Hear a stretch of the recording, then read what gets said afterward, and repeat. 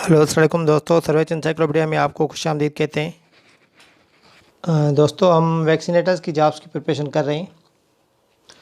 तो उस हवाले से मैं आपके साथ अभी तक 22 लेक्चर्स डिस्कस कर चुका हूं और आज का लेक्चर बहुत ही इम्पॉर्टेंट है। मैं आपको रिक्वेस्ट करूंगा कि ये लेक्चर कंप्लीट सुनें अगर आप वैक्सीनेटर्स की टेस्ट देने जा रहे हैं तो इस लेक्चर में इंशाल्लाह आपके 4 या 5 सवालात हल हो जाएंगे।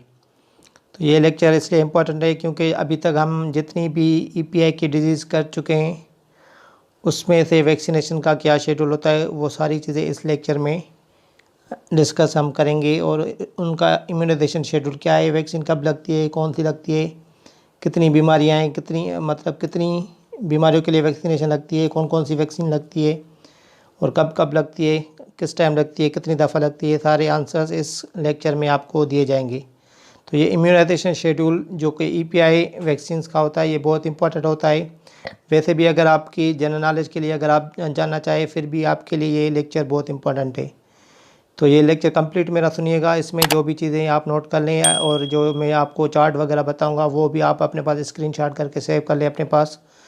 तो अपनी नॉलेज के लिए भी आपके लिए अच्छा है। और अगर आप टेस्ट दे रहे हैं वैक्सीनेटर्स का या जूनियर टेक्नीशियन वैक्सीनेटर का या उससे रिलेटेड कोई भी एग्ज़ाम हो तो ये इम्यूनाइजेशन शेड्यूल बहुत इंपॉर्टेंट है। ठीक है, तो आज का लेक्चर कंप्लीट सुनिए और मेरे चैनल सर्वेच इंसाइक्लोपीडिया को सब्सक्राइब करें ताकि मैं मज़ीद वीडियोस आपके साथ शेयर कर सकूं और वो आप तक पहुंच सके। तो आइए चलते हैं आज के लेक्चर की तरफ। तो दोस्तों देखें, complete schedule immunization schedule of EPI vaccine. ठीक है, तो अभी तक जो भी हमने वैक्सीन पढ़ी है उसका हम शेड्यूल आज पढ़ेंगे कि वो कब लगती है, कितनी टाइम से लगती है। ठीक है,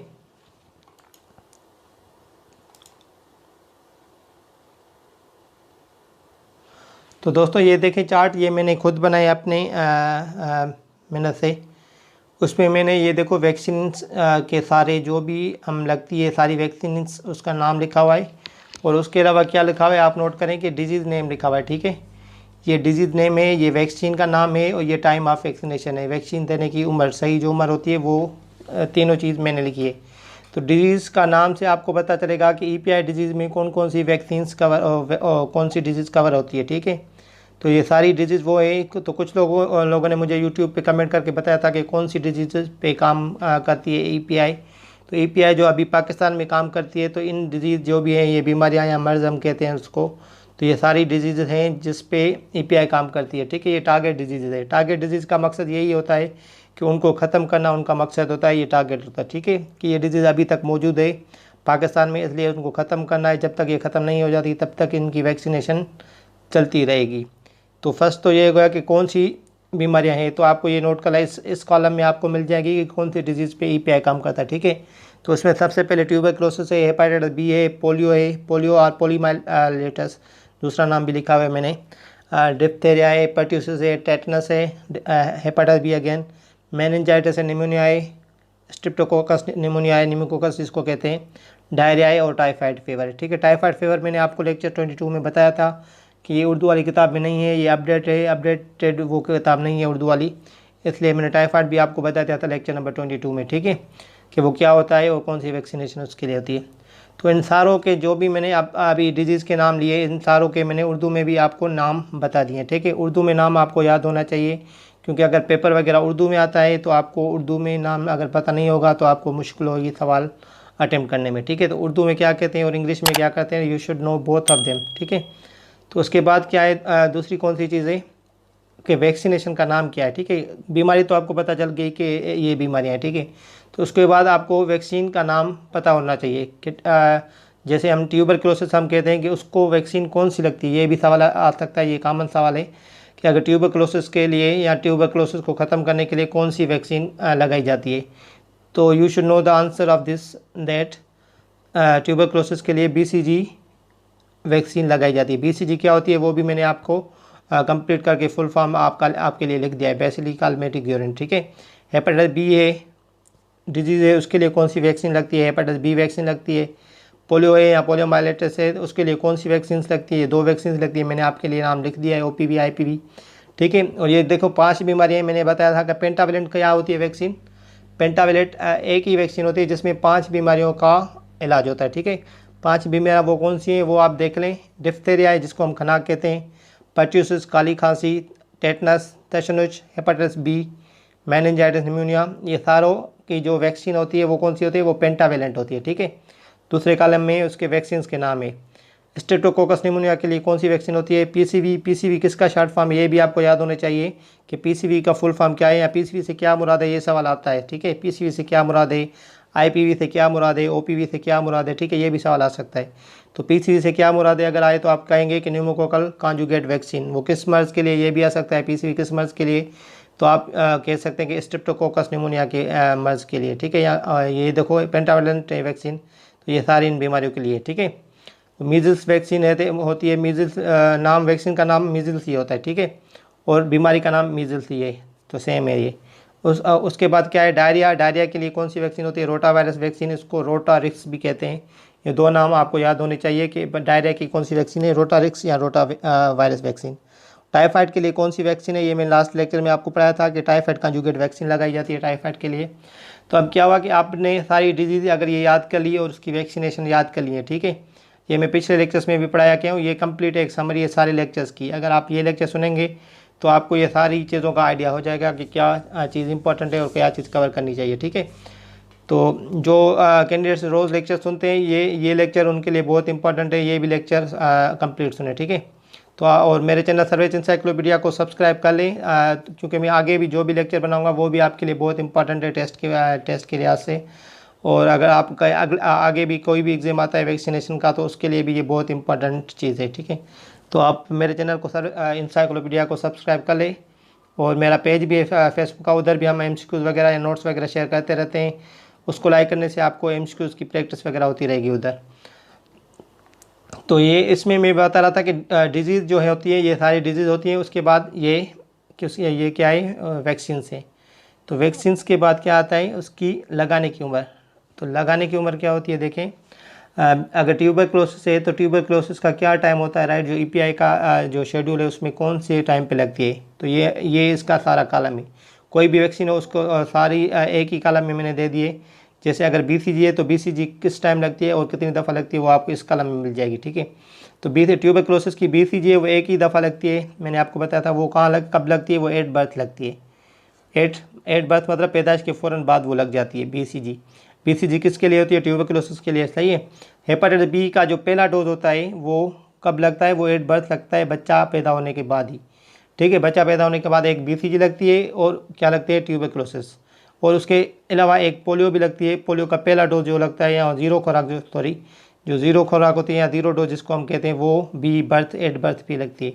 तो ये आपको पोलियोमाइलिटिस की जो सारी वैक्सीन है ये आपको इस कॉलम में मिल जाएगी। पोलियो के लिए जो वैक्सीन लगती हैं, ये देखो ओपीवी ज़ीरो मतलब ज़ीरो खुराक जो होती है इसको एट बर्थ कहा जाता है, सही, एट बर्थ पे लगती है।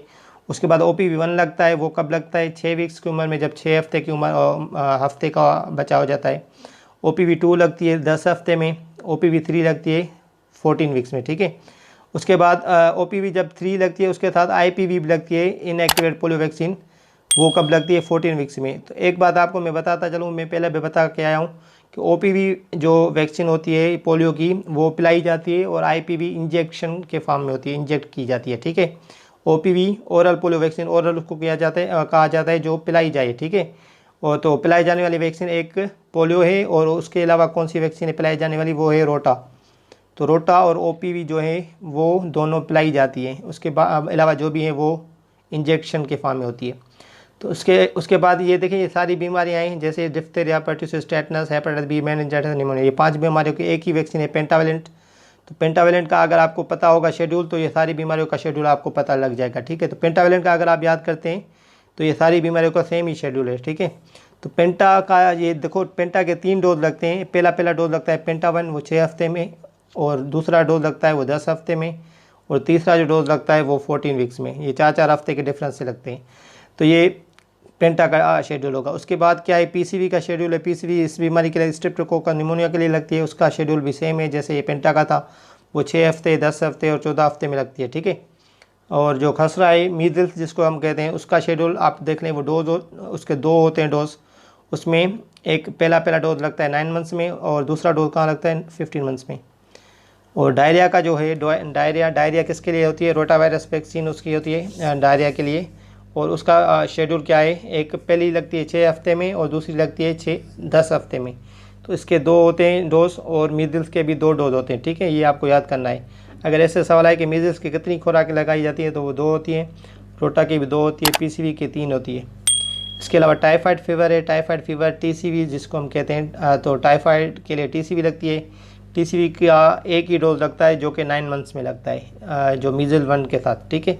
तो ये सारी चीज़ों में आपको क्या मालूम हो गया, एक तो आपको नाम पता चल गए इसके बीमारियों के, उसके बाद उसके वैक्सीन का भी नाम पता लग रहा है इसमें, ठीक है, वैक्सीन कौन सी लगती है किसी भी बीमारी के लिए।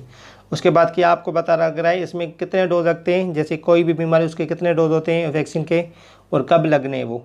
तो ये सारा इस कॉलम में आपका आ गया। अगला बेबी एक और भी मैंने आपके लिए एक चार्ट बनाया आपकी आसानी के लिए, जो भी आपको आसान लगे वो आप याद कर लेना, ठीक है। आपकी आसानी के लिए मैंने 2 बनाए। ये एक दूसरा है, ये उम्र के हिसाब से देखें, ये मैंने लिखा है एट बर्थ, क्या है right time for vaccination, vaccine देने की सही उम्र। मैंने पहले उम्र लगाई है इसमें, उसके बाद लगाया वैक्सीन का नाम, उसके बाद खुराक मतलब कौन सी है, OPV1 है, OPV2 है, पेंटा 1 पेंटा 2, ठीक है। तो एट बर्थ जो पैदाइश पर कौन सी जो वैक्सीन लगती हैं, उसके बाद वैक्सीन का नाम है, ठीक है। पैदाइश पे कौन कौन सी वैक्सीन लगती है, BCG, hepatitis B, oral polio vaccine, ये 3 पैदाइश पे लगती है, जिसको हम हेपेटाइटिस बी कहते हैं, BCG और OPV0 जिसको हम कहते हैं, ठीक है। और 6 हफ्ते की जब उम्र हो जाती है बच्चे की तो कौन कौन सी वैक्सीन लगती है, जब बच्चा सेंटर पे जाता है या कोई आता है बंदा उधर लगाने वैक्सीनेटर, तो 6 हफ्ते की उम्र में देखो ये वैक्सीन सारी लगेंगी 6 हफ्ते की में। पेंटावेलेंट लगती है एक, जिसको हम पेंटावेलेंट 1 कहते हैं, पेंटा 1 कहते हैं। OPV का पहला डोज OPV1, PCV का पहला डोज PCV1, रोटा वायरस का पहला डोज रोटा 1, ठीक है। और जब 10 हफ्ते की उम्र हो जाएगी 10 हफ्ते में ये चारों लगेंगी अगेन, लेकिन वो डोज सेकंड होगा, ठीक है। पेंटा 2, OPV2, PCV2 एंड रोटा 2, ये चारों वैक्सीन लगेगी, पेंटा, OPV, PCV एंड रोटा 10 हफ्ते की उम्र में। फिर जब बच्चा 14 वीक्स का हो जाएगा फिर देखें क्या होगा कि रोटा ख़त्म हो जाएगी, रोटा बस ख़त्म हो गया, रोटा के 2 ही डोज होते हैं, उसकी जगह IPV आ जाएगी। IPV अलग है, जो पोलियो का एक शेड्यूल सही है। OPV भी लगती है और IPV भी लगती है पोलियो के लिए। और पेंटावेलेंट का 3rd डोज होता है पेंटा 3, और PCV का भी 3rd डोज, ठीक है। और IPV का एक ही डोज होता है, जस्ट IPV लिखा हुआ है। उसके बाद 9 मंथ्स की जब उम्र हो जाती है बच्चा जाता है वैक्सीन लगवाने, तो उसको एक TCV लगेगी, टाइफाइड वैक्सीन कॉन्जुगेट, और दूसरा क्या लगेगा, मीजल्स का पहला डोज लगेगा, मीजल्स 1। जब लास्ट वैक्सीन कब लगती है, जो 15 मंथ्स की उम्र का बच्चा जब हो जाता है तो लास्ट वैक्सीन का डोज होता है उसका मीजल्स 2 का। तो ऐसे ही सारा इसका शेड्यूल मुकम्मल हो जाता है, ठीक है, बच्चे का पैदाइश से लेकर 15 मंथ तक। और TT का जो शेड्यूल होता है वो ख़वातीन के लिए होता है, वो इस लेक्चर में हम डिस्कस नहीं कर रहे, वो मैं अलग से लेक्चर आपके लिए टेटनस वाला जब हमने लेक्चर डिस्कस किया था उसमें मैं डिस्कस कर चुका हूँ, वो सेम ही है। ये बच्चों का शेड्यूल है सारा, जो बच्चा पैदाइश होता है और 15 मंथ तक EPI की डिजीज़ जो भी होती है उसके लिए जो वैक्सीन लगाई जाती है, सारा शेड्यूल है, ठीक है। तो एक मैंने गवर्नमेंट हॉस्पिटल से जो मुझे मिली थी वो क्या कहते हैं वैक्सीन कार्ड बच्चे का, तो मैंने बच्चे का कार्ड वो लिया है आपके लिए, वो भी आपको मैं शेयर कर देता हूँ। तो उसमें क्या है कि सारा वैक्सीन अभी जो दे रहे हैं ये मतलब लास्ट मंथ का ही है, वो कार्ड मैं आपके साथ शेयर कर रहा हूँ। तो ये भी आप अगर आपको याद करना है तो वो ऑथेंटिक है, वो आप याद कर सकते हैं। उसमें से जो मैंने अभी शेड्यूल बनाई ये सेम ही है, अगर वो आप याद करना चाहें या ये याद करें सेम है, लेकिन मैं आपके तसल्ली के लिए वो आपको दिखा देता हूँ कि ये भी ये गवर्नमेंट हॉस्पिटल्स में ये चार्ट देते हैं जब वैक्सीन किसी बच्चे को लगाते हैं, ठीक है। तो उनको कार्ड वो उनके पास होता है जब तक वैक्सीन कंप्लीट हो जाए। जैसे अगर पैदाइश पे कोई बच्चा जाता है पैदाइश के बाद, तो उनको वो कार्ड बनेगा जिसमें नाम वगैरह लिखा होगा, फादर नेम लिखा होगा और बच्चा कब पैदा हुआ वो लिखा होगा। और जब वैक्सीन शुरू में लगाएंगे जैसे BCG1 है और BCG है और हेपेटाइटिस बी की है ओरल अगर पिला रहे हैं, तो उसके बाद वो डोज उसमें इंसर्ट कर देंगे। वो मैं आपको चार्ट बता रहा हूँ कि कौन कौन सी वो लगाते हैं।